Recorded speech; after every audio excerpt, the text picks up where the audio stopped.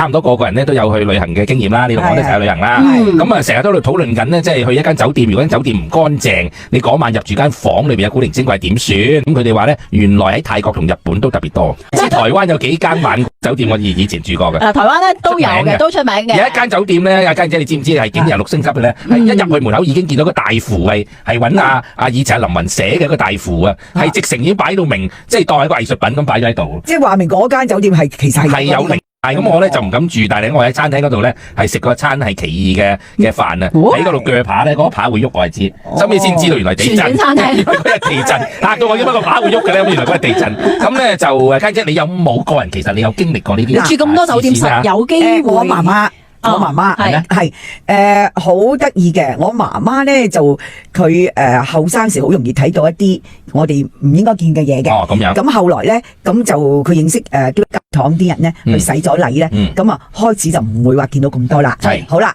咁咧我記得咧有一次咧，我哋就去馬六甲。咁嗰間酒店咧，就算嗰度當時係比較最好嘅酒店。係。咁啊，但係咧我媽咪住喺個房嗰度咧，佢就話琴晚瞓得好唔舒服。係。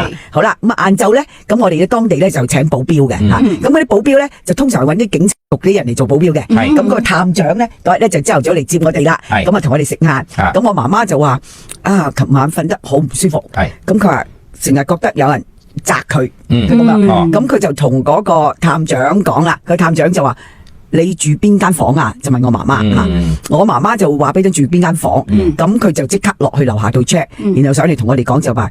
你不如轉房啦咁，咁我就即刻，咦咩事啊？佢話你嗰間房個廁所係有人吊嘅俾過嘅，哇！但係我媽媽佢係有嗰個感覺，佢都話我係唔舒服。然後咧，我媽媽咧就嗌我入房，咁啊即刻換房啦，係咪即刻搬啦？我媽媽嗌我入房，佢打開個褲俾我睇，係一個手指印咁嘅瘀咗嘅，我俾人搣嚟佢，係啊。嗰啲叫咩？係咪叫俾搣啊？係俾佢搣，唔係腫咗咁樣嘅。喺嗰個 pat pat 嗰度嘅。佢俾我睇，佢話我都話俾我琴晚係唔舒服噶啦。咁我哋即刻換房。如果唔係同嗰個探長講開咧，佢又唔會落去。一問嗰房就知道嗰間房係有嗰啲靈，有人吊頸喺嗰。哇！你講起馬六甲咧，我又喺印尼咧，就試過一個咁嘅靈事件，就係咁嘅，就喺間房度瞓覺咧，瞓到半夜嘅時候，突然間咧扎醒咧，因為嗰棟門突然間打開，即係我瞓覺嗰個房棟門突然間打開，我仲好深印象，因為成間房黑晒噶嘛，佢一打開咪走廊個光已經折出嚟啦，有個外國人係開咗個房門，跟住一打開，跟住望一望我，即係見到間房裏邊有人，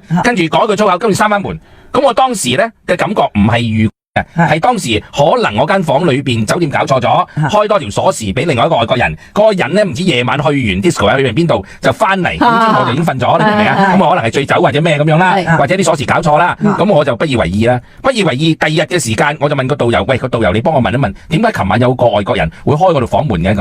佢問勻個酒店，酒店話冇呢個外國人出現，亦冇可能會有人開嗰度門。我先至嗰個剎那喺度諗，我琴晚到底係真正見到嗰個人有外國人開嗰度房門啦？還是我發夢啦，還是我當時係見到？收尾先再問，原來嗰間酒店根本亦係著名嘅鬼酒店，就係馬六甲啦，又係嗰度附近嘅，嗰度附近特別多呢啲嘢。嗱，但係另外一樣嘢咧，頭先你係個古城嚟㗎，係因為。